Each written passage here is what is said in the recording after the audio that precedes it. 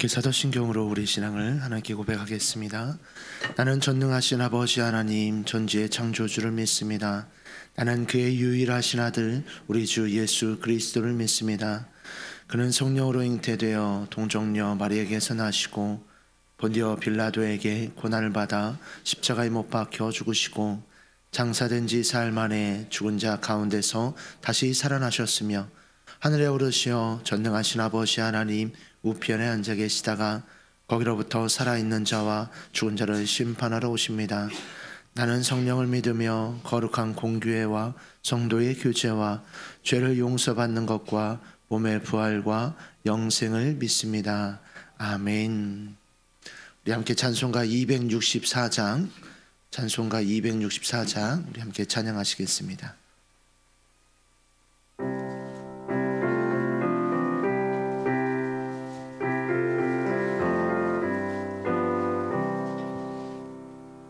정결하게 하는 셈이 나의 앞에 있도다. 성령께서 원고하신 죄 씻으라 하시네.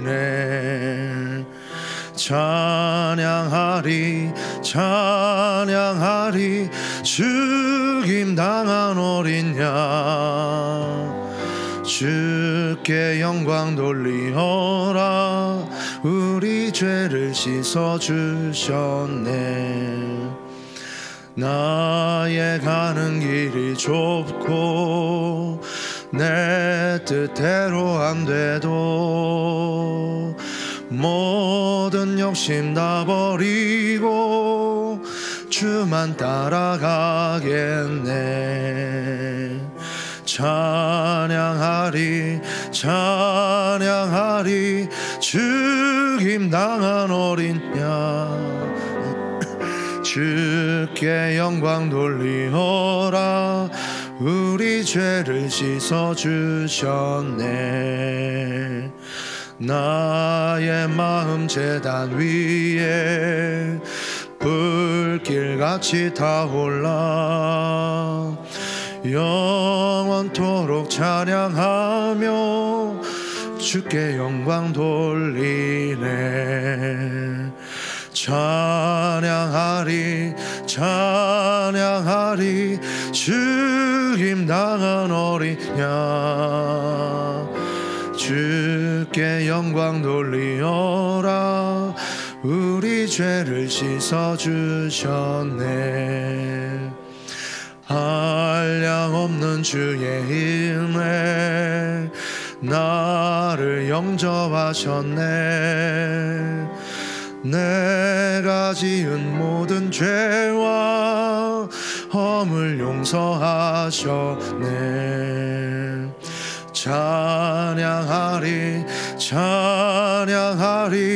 죽임당한 어린 양 주께 영광 돌리어라.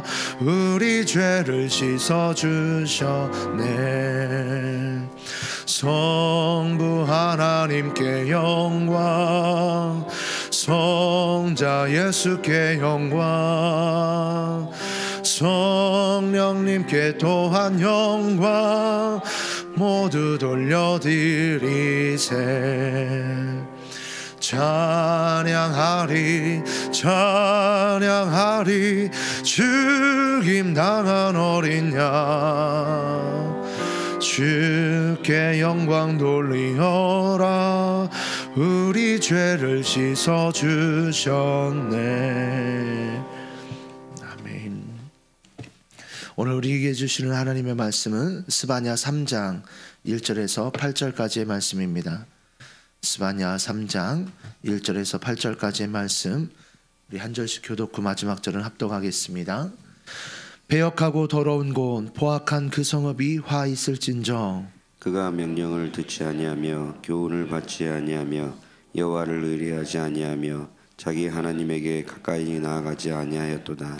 그 가운데 방백들은 부르짖는 사자요 그의 재판장들은 이튿날까지 남겨두는 것이 없는 저녁 일이요 그의 선지자들은 경솔하고 간사한 사람들이요 그의 제사장들은 성소를 더럽히고 율법을 범하였도다. 그 가운데에 계시는 여호와는 의로사 불의를 행하지 아니하시고 아침마다 빠짐없이 자기의 공의를 비추시거늘 불의한 자는 수치를 알지 못하는도다. 내가 여러 나라를 끊어버렸으므로 그들의 망대가 파괴되었고 내가 그들의 거리를 비게 하여 지나는 자가 없게 하였으므로 그들의 모든 성읍이 황폐하며 사람이 없으며 거주할 자가 없게 되었느니라. 내가 이르기를 너는 오직 나를 경외하고 교훈을 받으라. 그리하면 내가 형벌을 내리기로 정하기는 하였지만 너의 거처가 끊어지지 아니하리라 하였으나 그들이 부지런히 그들의 모든 행위를 더럽게 하였느니라. 나 여호와가 말하노라. 그러므로 내가 일어나 벌할 날까지 너희는 나를 기다리라. 내가 뜻을 정하고 나의 분노와 모든 진노를 쏟으려고 여러 나라를 소집하며 왕국들을 모으리라. 온 땅이 나의 질투의 불에 소멸되리라. 아멘. 기도하겠습니다. 좋으신 아버지 하나님, 은혜를 감사합니다. 지난 간밤에도 저희들을 주님 품 안에서 편히 쉬게 해주시고 또 이 새벽에도 저희들을 주 앞에 불러주심을 감사합니다. 물을 떠난 고기가 살 수 없음과 같이 저희가 주의 은혜가 없이는 한순간도 살 수 없음을 고백합니다. 이 새벽에도 말씀과 기도 가운데 저희들을 만나주시며 주의 성령으로 충만케 하여 주옵소서. 오늘 한 날도 주님과 더불어 동행하며 주를 기쁘시게 하는 한 날 되게 하여 주옵소서. 주님께 1000번째 예물과 또 감사의 예물 드립니다. 믿음으로 또 순종으로 감사함으로 드리는 예물을 주님께서 기뻐 받으시고 약속하신 하늘의 복과 땅의 복으로 충만하게 채워 주옵소서. 주의 은혜로 종의 가정들을 형통케 해주시며 그 자녀들을 축복하여 주옵소서. 예수님의 이름으로 축복하며 기도하옵나이다. 아멘. 이 새벽에도 주의 은혜와 축복이 함께 하시기를 축원합니다. 오늘 본문에는 이제 유다 백성들에 대한 심판의 메시지가 나옵니다.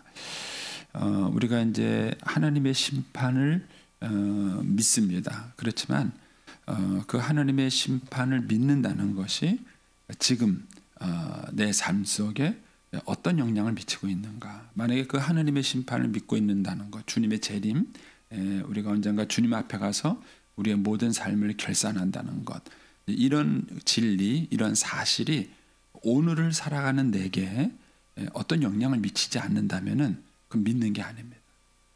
그리고 그것은 아는 게 아닌 것이죠. 이제 제 아내가 이제 1월 달부터 이제 증세가 보이기 시작을 했고 이제 4월 달에 정확하게 이제 암으로 판정을 받았습니다. 그리고 이제 투병하다 갔는데 이제 그때만 하더라도 이제 아내가 그렇게 이제 심각하게 될 거라는 생각을 못했죠. 못했는데 그러니까 이제 아내가 이제 요양이 필요해서 이제 사이판에 이제 가게 됐을 때 사실은 이제 아내가 저보고 좀 같이 가주길 원했어요. 근데 이제 항상 저는 이제 목회가 먼저였거든요. 그래서 어떻게 내가 일주일씩 자리를 비냐. 그러니까는 이제 언니들하고 이렇게 해서 아들하고 이제 보냈어요. 그랬는데 이제 지금은 그게 제일 후회스러운 거예요. 그럴 줄 알았으면 그까지 일주일이 뭔데. 근데 그 당시에는 그 일주일이 굉장히 제가 괴로워 보였는데 이제 지금 생각해 보면은 그까지 일주일을 내가 왜 못 해줬을까 이런 마음이 드는 거예요. 그러니까는 보는 관점에 따라서 우리가 판단하고 내리는 결정이 달라지는 것입니다. 그러니까는 정말 우리가 하나님의 그 심판, 내가 인생을 살고 난 다음에 하나님의 존전 앞에 가서 내 모든 삶을 결산받을 것이다 라는 것을 정말 믿는다면, 그걸 내가 정말 믿는다면 그것이 오늘을 살아가는 내 삶에 영향을 미쳐야 되고, 그리고 그렇게 살아가는 결과 나중에 후회가 없어야 되는 것입니다. 그런데 우리들의 신앙이 굉장히 지식적인 것만 많아요. 주님의 재림 다 믿습니다. 심판 다 믿습니다. 그러나 그것이 오늘을 살아가는 우리에게 아무런 관계가 없어요. 이거는 참 믿음이라 할 수 없습니다. 이런 면에서 이제 오늘 유다 백성들은 하나님의 심판을 의식하지 않고 산 사람들이에요. 그런 사람들의 모습이 어땠는가를 이제 한번 보겠습니다. 이제 1절에 보시면 이스라엘 백성들을 패역하고 더러운 곳, 포악한 그 성읍 이렇게 말했습니다. 이게 예루살렘에 대한 전체의 모습이고 유다 백성들에 대한 모습이에요. 패역하고 더러운 곳, 포악한 그 성읍이다. 이렇게 얘기를 했습니다. 그리고 이들이 이렇게 살아가게 된 이유가 뭐냐? 2절에 나옵니다. 4가지로 얘기를 하는데 첫 번째는 그가 명령을 듣지 않았습니다. 여기서 말하는 명령은 하나님의 명령, 하나님의 말씀이죠. 명령을 듣지 않고, 두 번째는 교훈을 받지 않습니다. 교훈을 받지 않았으면 어떻게 살아갔을까요? 재고집대로 사는 거예요. 재고집대로 자기 방식과 자기 경험과 자기 느낌으로 살아가신 거죠. 그리고 세 번째는 여호와를 의뢰하지 않았어요. 하나님을 의지하지 않았고, 네 번째는 자기 하나님께 가까이 나가지 않았습니다. 가까이 나가지 않았습니다. 이게 이스라엘 백성들이 패역하게 산 원인입니다. 그리고 이 2절 말씀이 결국은 우리가 지난번에 묵상했던 잠언에 나오는 미련한 자의 특징이에요. 미련한 자의 특징은 부모로부터 통해서 주어지는 얘기를 듣지 않습니다. 권위자를 무시합니다. 저는 이제 요즘 아이들이 어른들을 꼰대 취급해요.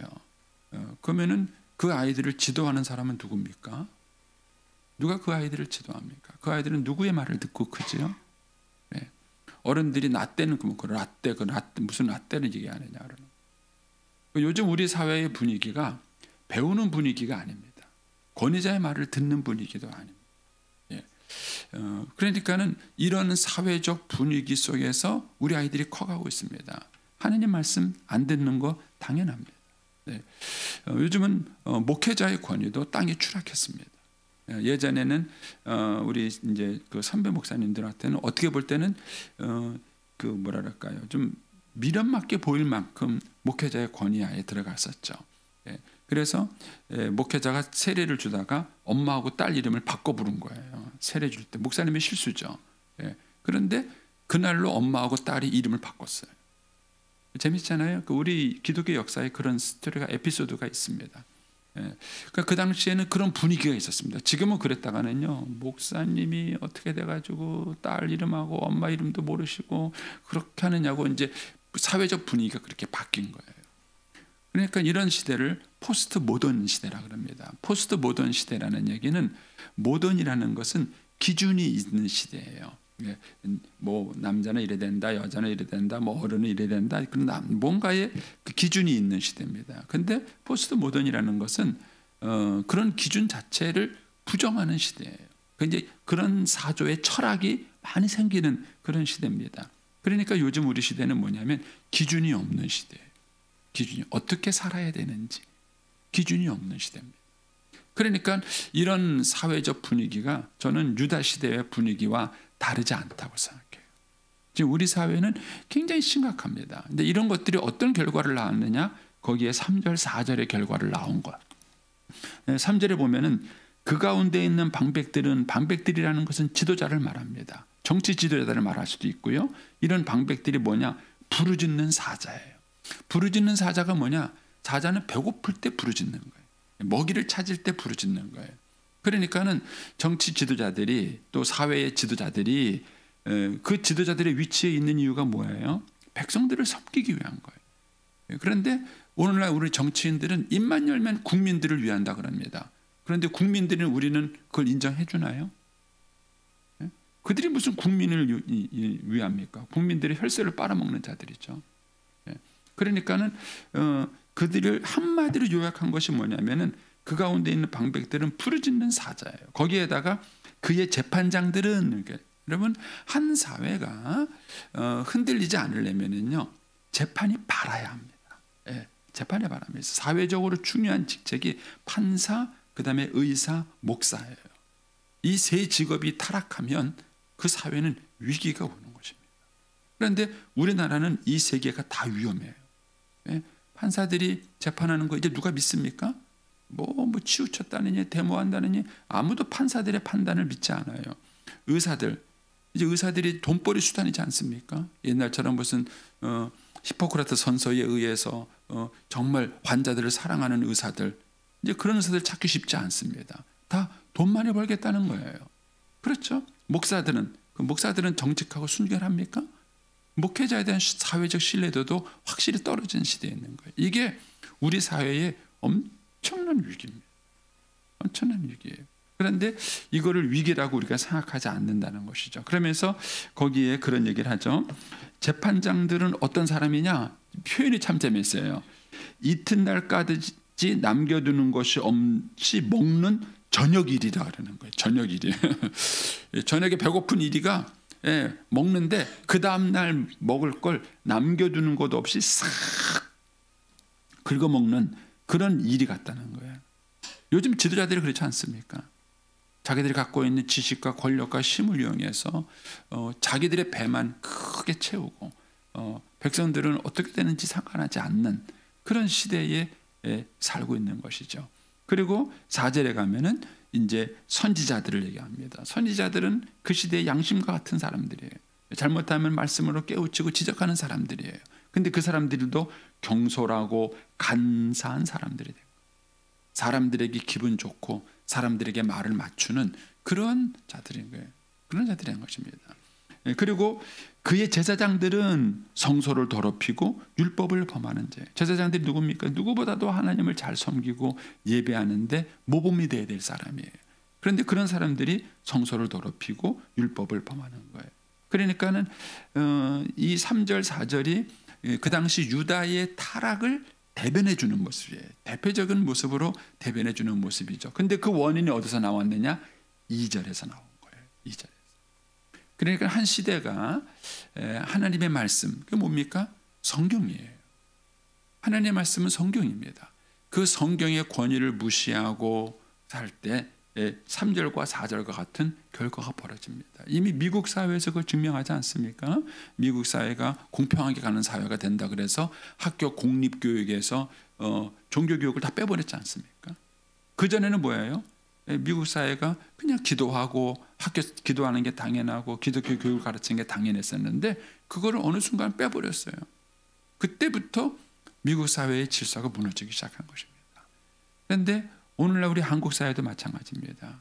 옛날에는 우리 어른들이요 글도 모르면서 얼마나 성경을 읽고 배우는데 열심히 했는지 몰라요. 하나님 말씀 지금요 점점점 성도들이 하나님 말씀 듣지 않습니다. 그래도 부요는 좀 남편이에요. 예전에 제가 밀양에 목회할 때는요 낮 집회가 없어진 지가 오래입니다. 예전에 처음에 제가 밀양교회 부임했을 때는요 지방에서 집회를 한다 그러면은 우리 권사님들이 첫날 가는 날 뭐 보따리를 바리바리 싸들고 가요. 그게 뭐예요? 그러면은 가서 잘 생각하시는 거예요. 첫날부터 보따리 싸들고 가가지고 거기에서 이제 집회 참석하고 자고 그 다음날 새벽기도 하시고 또 낮 집회 참석하고 저는 집회 참석하고 그리고 3일 동안 그 교회에서 자요. 그리고는 마지막 날 또 보따리 싸들고 집에 오셔요. 그런데 요즘은 그렇게 하는 권사님 한 명도 없습니다. 한 명도 없어요. 그리고 어느 날부터 낮 집회에 사람이 안 모여요. 그 낮 집회를 없앱시다. 그래서 경상도에서는 낮 집회가 없어진 지가 벌써 몇 년째예요. 근데 제가 여기 와 보니까 낮 집회가 있더라고요. 이야, 이 동네 신기한 동네다. 그랬는데 요즘 이제 부여에서도 슬슬 낮 집회를 해야 되느냐 하는 얘기가 나오고 있어요. 왜냐하면 사람들이 안 모이는 거예요. 사람들이 안 모입니다. 여러분 점점점 사람들이 하나님의 말씀을 배우는 일에 멀어져 가고 있어요. 말씀을 배우는 게 인기 있지 않습니다. 그리고 우리 아이들에게 말씀을 가르치는 일은 더더욱이 없어요. 결국 이것이 이제 3절과 4절과 같은 결과를 낳은 것입니다. 저는 만일 우리나라 지도자들이 정말 하나님을 경외하고 그리고 하나님의 말씀대로 살아간다면 저는 그것이 나라를 바로 세우는 길이라고 믿습니다. 저는 그래서 교회가 희망이 있다고 저는 믿는 사람이에요. 국회 희망 없습니다. 희망 없습니다. 어디에 우리가 희망을 걸겠습니까? 그래서 정말 우리 사회를 살릴 수 있는 방법은 영적 혁명이 일어나야 돼요. 사람들로부터 하나님 말씀을 가지고 그 말씀 안에서 각성하고 회개하는 일들이 일어나야만 저는 우리 민족에 희망이 있다고 저는 믿습니다. 그러니까 이스라엘 사회가 이렇게 된 거예요. 이러니까 어떤 결과 또 갖고 옵니까? 5절 끝부분에 보세요. 5절 끝부분에 뭐냐면 불의한 자는 수치를 알지 못하는도다. 우리 사회가 부끄러움을 모르는 시대가 되었어요. 죄를 짓고도요. 죄를 지은 것에 대한 부끄러움이 전혀 없는 게 우리 사회. 이런 것들이 하나님 말씀과 하나님의 심판을 사람들이 무시하게 됐을 때 일어나는 것이죠. 그리고 7절 끝부분에 가면은 또 그런 말이 나오죠. 그들이 부지런히 그들의 모든 행위를 더럽게 하여. 예, 더럽게 하는 그 행위를 아주 당당하게 얘기해요. 국회의원들이 험악한 말들을 마음대로 하고도요, 부끄럽지 않게 생각합니다. 방송에 그런 얘기가 나와도 당연한 것처럼 얘기를 하는 거예요. 어떤 분이 물어봤대요. 아니 왜 그렇게 표현을 그렇게 하시냐고 물어보니까 그분들이 하는 얘기 재미있는 게 그렇게 세게 얘기 안 하면은 언론에 보도가 안 된대. 언론에 보도가 안 되면은 자기 존재감이 없는 거예요. 그 양반들 웃겨 죽겠어요. 결국 자기 존재감 하나 드러내려고 말을 그냥 과장 있고 세게 하는 거예요. 이것이 이제 우리 사회의 위기고요. 유다 백성들의 위기였어요. 유다 백성들이 있는 위기에 대해서 얘기를 합니다. 그러면서 이제 5절로 가보십시오. 5절로 가면은 그럼에도 재밌는 거는 그 가운데 계시는 여호와요. 그렇게 타락한 백성들 가운데도 하나님은 여전히 계시는 거예요. 그런데 거기 보면 그 하나님은 어떠냐? 첫 번째 의로우시다. 두 번째 불의를 향하지 않으신다. 세 번째 아침마다 빠짐없이 자기의 공의를 비추신다. 세 가지 특징을 얘기해요. 이렇게 말하는 이유가 있습니다. 이렇게 사회가 불의해지고 어지러워지게 되면은요, 사람들이 흔히 하는 얘기가 뭐라 그러냐면 하나님이 어디 계시냐 이런 얘기예요. 하나님이 살아계시다면은 왜 이 자에 이 사랑이 이 세상에 이렇게 불의한 자들이 많느냐? 도대체 하나님 뭐 하시는 거냐? 이런 것들이 이 하박국이 갖고 있는 질문이에요. 하박국이 왜 악인이 더 기승을 부리고 의인들이 어려움을 당하고 있느냐 이런 기승이고 사람들이 그런 이제 그 하나님을 향한 모독하는 얘기를 하는 것이죠. 근데 거기에 대해서 스바냐가 그렇게 말하는 거예요. 아니 하나님은 살아계시다. 살아계시고 지금도 말씀하신다. 언제요? 아침마다 빠짐없이. 지금도 하나님은 계속 우리에게 말씀하시는 거예요. 그런데 사람들의 반응은 뭐라고요? 안 듣는 것이죠. 그 얘기를 듣지 않는 거예요. 그래서 불의한 자는 수치를 알지 못해요. 자기들이 듣지 않으니까 자기가 뭘 잘못하고 있는지를 모르는 거예요. 자기 행위를 비춰볼 수 있는 쉽게 말하는 거울이 없는 거예요. 거울이. 자기가 뭘 잘못하고 있는지 그 비춰볼 수 있는 거울이 없는 것이죠. 그러니까는 하나님은 지금도 살아계셔서 저와 여러분에게 말씀하고 있어요. 다만 듣는 사람이 없는 거예요. 듣는 사람이 없는 거예요. 지금도 하나님은 우리 가운데 계셔서 여전히 말씀하시는 분입니다. 그러면서 이제 6절 얘기를 하시는 것이죠. 내가 여러 나라를 끊어버렸으므로. 이 6절 얘기가 우리가 어제 봤던 말씀이 전체의 요약이에요.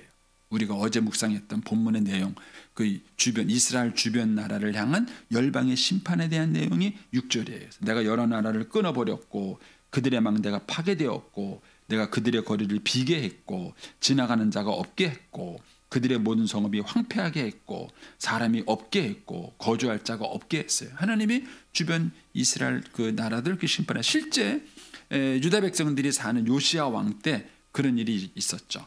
아수르가 강성해지면서 쳐들어오면서 북이스라엘도 멸망시키고 그 주변에 있는 나라들도 다 점령을 했어요. 이 유다만 달랑 남은 상태에서 정권이 바벨론에서 아수르로 바뀌면서 유다가 겨우 목숨을 건진 거예요. 그때 이미 유다는 주변 나라가 아수르에 의해서 망한 것을 봤는데 그거를 이 사람들은 단순히 국제 정세로만 본 거예요. 아수르라는 대국이 국력을 확장하기 위해서 주변 나라 영토를 늘리는 거로만 본 겁니다. 근데 스바냐는 그것을 영적인 시각으로 본 거예요. 봐라, 하나님께서 저들을 어떻게 심판하시는지를 봐라. 그런 거예요. 그리고 그것이 거울이 돼서 그들이 각성이 돼야 되는데 이스라엘 백성들은 그것을 그렇게 보지 못했다는 거죠. 저는 저와 여러분이 뉴스에 너무 매몰되지 마세요. 저는 가끔 심지어는 성도들이 대표 기도할 때도 보면은요 뉴스 기자들의 언론을 대변하시는 것 같다. 그냥 언론 얘기를 가만히 듣고 나니까 여러분 언론은 일종의 해석이에요. 그런데 그 얘기를 들으시고 그 얘기를 반복해서 기도할 때 얘기하시더라고요. 그리고 중요한 거는 성경적 시각으로 우리가 세상을 볼 수 있는 눈을 키우셔야 돼요. 하나님은 어떻게 이 세상을 바라보시고 이 세상을 어떻게 평가하시는가를 바라보셔야 돼요. 그런데 우리가 세상이 주는 그런 시각과 메시지를 그대로 보면 안 돼요. 그러니까는 아수르라는 강대국이 국력을 넓히면서 그 주변 나라를 점령한 것인가? 아니면은 하나님께서 아수르를 들어서 심판하신 것인가? 근데 스바냐는 그렇게 말한 거예요. 하나님께서 지금 심판하신 것이다. 이게 눈에 보이지 않느냐? 곧 너희들에게도 심판할 것이다. 이런 메시지예요. 근데 결국 이들이 이 말에 귀를 기울이지 않았죠.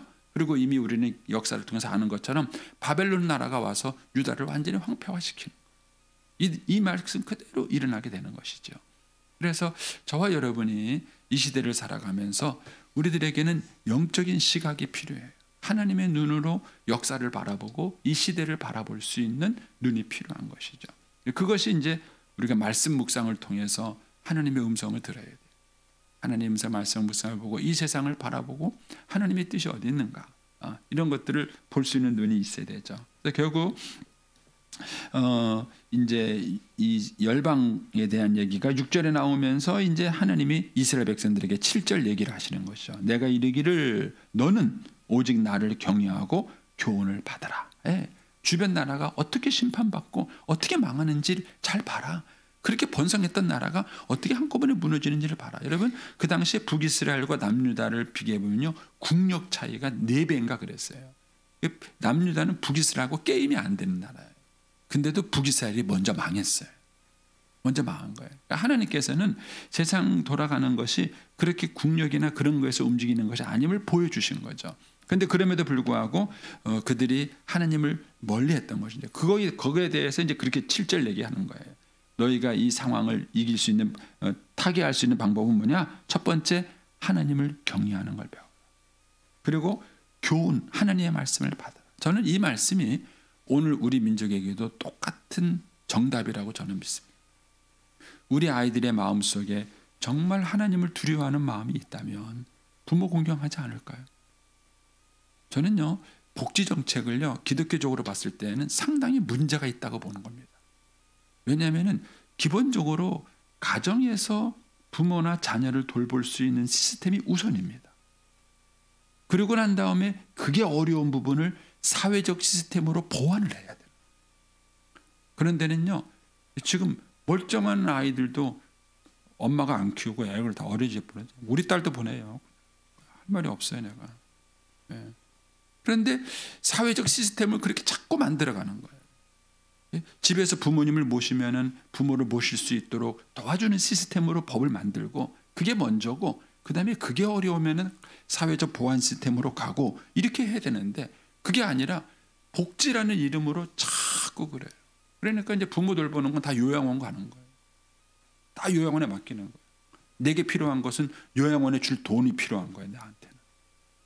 이 사회적 시스템을 자꾸 그쪽으로 만들어가는 것입니다. 이런 것들이 하나님을 경외하지 않는 문화에서 나오고, 정말 하나님을 경외하고 두려워하는 사람이라면 어떤 선택과 어떤 문화를 할 것인가. 그러면 아이들이 선생님에 대해 불순종하고 오늘날 학교에서 일어나는 여러 가지 많은 사태들도 마찬가지예요.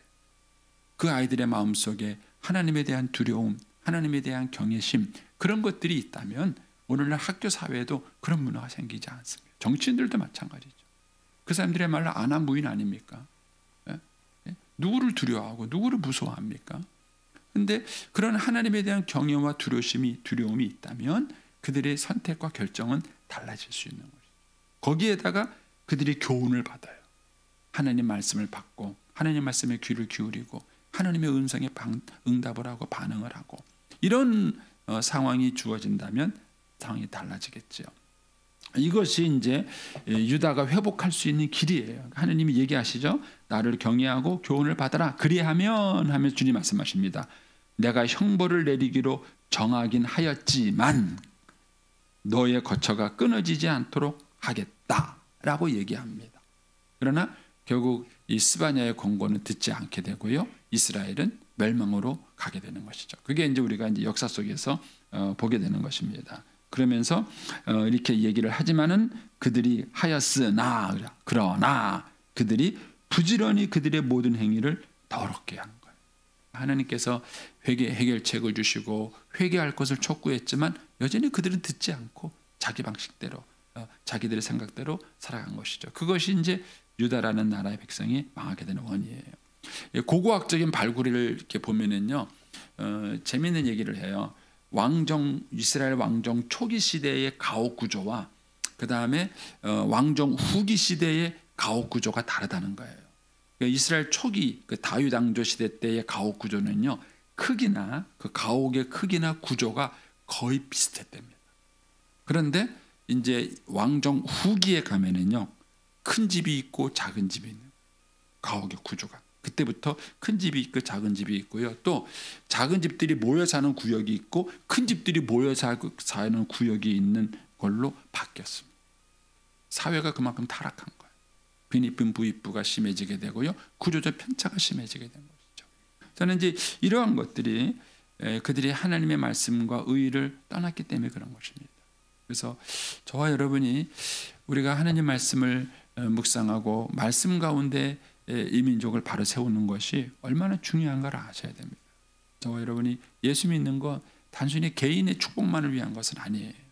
우리가 말씀 안에 바로 서고 우리의 자녀를 믿음으로 세우고 우리가 이 사회가 말씀 안에 세워질 수 있도록 우리가 전도를 하고 하는 이것들이 정말 이 민족의 희망이라는 확신이 저와 여러분에게 있으셔야 됩니다. 있으신가 모르겠어요. 네. 자, 그래서 이제 8절에 이제 하나님이 심판을 선언하죠. 나 여호와가 말하노라. 그러므로 내가 일어나 벌할 날까지, 하나님이 이제 심판하겠다는 자. 너희는 나를 기다리라. 두고 봐라 이거예요. 진짜 심판이 임하는지 안 임하는지 두고 봐라. 내가 너희들이 일어나서 이 벌을 주겠다 이렇게 얘기를 합니다. 그래서 내가 뜻을 정하고 나의 분노와 모든 진노를 쏟으려고 여러 나라를 소집하며 왕국들을 모으리라. 저는 이제 뭐 이거는 그냥 여담으로 들으세요. 성경에서 말하고 있는 불심판, 저는 그것이 어쩌면 이 시대의 마지막에 일어날 핵전쟁일지도 몰라요. 저마다 지금 나라마다 이제 핵을 가지려고 그러고, 이미 미국과 러시아가 가지고 있는 핵만 하더라도요, 지구를 뭐 몇 번 이렇게 망하고도 남을 만큼의 그 핵 분량이 있다 그러잖아요. 그래서 이제 한동안 막 그렇게 경쟁을 하다가 이건 이러다 다 죽는다. 그래가지고 이제 핵무기를 감축했잖아요. 더 이상 생산하지 말자. 감축했잖아요. 그런데 지금 이런 분위기가 또 흔들리잖아요. 북한 때문에 이게 또 흔들리면서 막 이게 또 군비 경쟁으로 또 치닫는 시대가 되고 있습니다. 그러니까는 여기 보면 참 재밌습니다. 내가 하나님의 분노와 진노의 잔을 쏟으려고 여러 나라들을 소집하며 왕국들을 모으리라.